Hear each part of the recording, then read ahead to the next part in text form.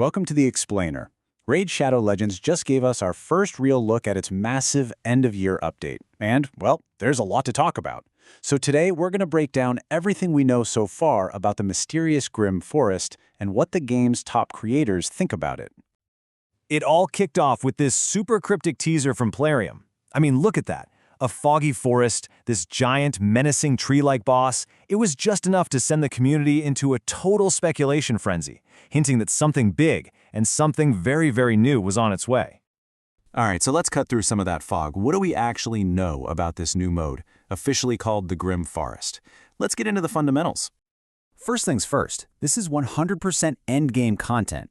You've got to be at least level 55 to even step foot in the normal mode. And for all you hardcore players out there, the hard mode is going to have a special hidden region, which Plarium is promising will offer, and I'm quoting here, true torment. Sounds fun, right? Now, to get anywhere in the forest, you're going to need a brand new resource called Distorted Energy.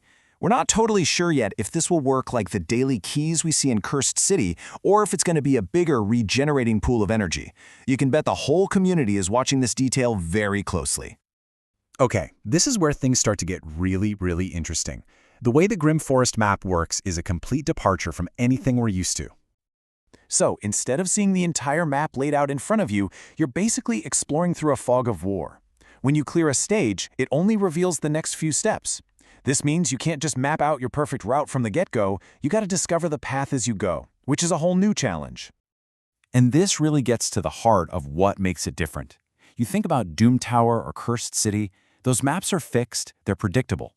The Grim Forest, on the other hand, it's going to be totally randomized every single month. That forces you to think on your feet and adapt your strategy every time. So all of that leads to the core gameplay, which seems to be this really fascinating back and forth between having your hands tied with new restrictions, but also getting access to some seriously powerful buffs.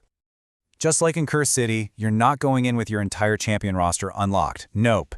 Each rotation, maybe even each stage, is going to have specific champion limits. This means you're going to have to get real strategic and creative with your team builds. But here's the solution to that problem. To help you deal with those restrictions, you can actually find special boons as you explore the map. Think of them as temporary power-ups that only work inside the forest, and they're designed to make your small, limited team feel a whole lot mightier. And the speculation from top creators like Hell Hades is already running wild. They think these could be a lot like the power-ups you see in Siege mode.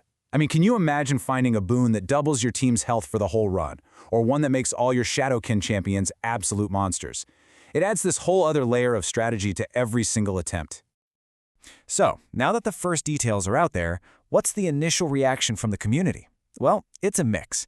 There's a ton of excitement about the potential here, but also some very familiar worries are popping up. On the one hand, you've got a lot of optimism.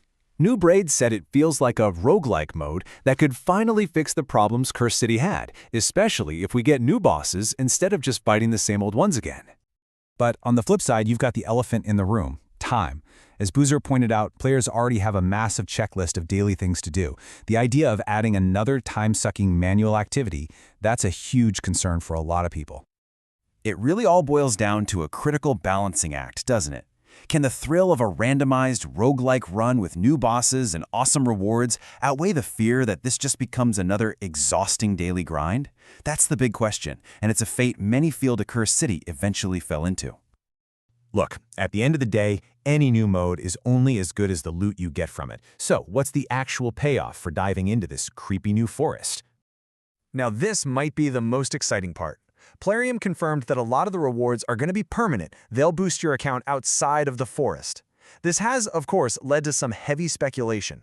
Are we talking about a new game-changing gear set, new crafting materials, or maybe, just maybe, a farmable mythical champion?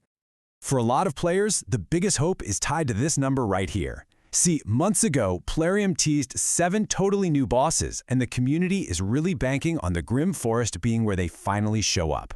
If this mode delivers truly unique and challenging boss fights, it would be a massive win for the game. The details are still kind of shrouded in fog, but you can see the skeleton here for something that could be really special. And it leaves us with one final question to chew on. Is this new mode going to completely redefine what we expect from Raid's endgame, or will it just become another checkbox on an already very long daily to-do list? We'll have to wait and see.